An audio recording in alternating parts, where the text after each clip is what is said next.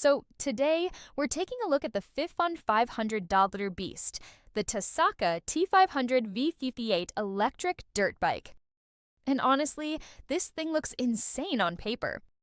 You're getting a claimed $500 peak motor, up to 52 mph top speed, and a 52V30Ah battery that's supposed to give you around 55 miles of range.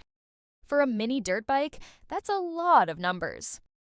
Now, when I first saw it, I thought there's no way this little frame is actually pushing that kind of power. But once you dig into it, it's clearly built more like a lightweight electric moto than a toy. Hydraulic brakes, decent suspension, and a pretty aggressive off-road stance. On the trail, the acceleration feels super punchy. It's not gradual, it just pulls hard when you twist the throttle. But keep in mind, that speed comes with a trade-off. Range drops fast if you ride it hard. Build quality? It feels solid for the price, but it's still very much in that budget performance category. So is it worth your money? If you want raw power and fun off-road, yes.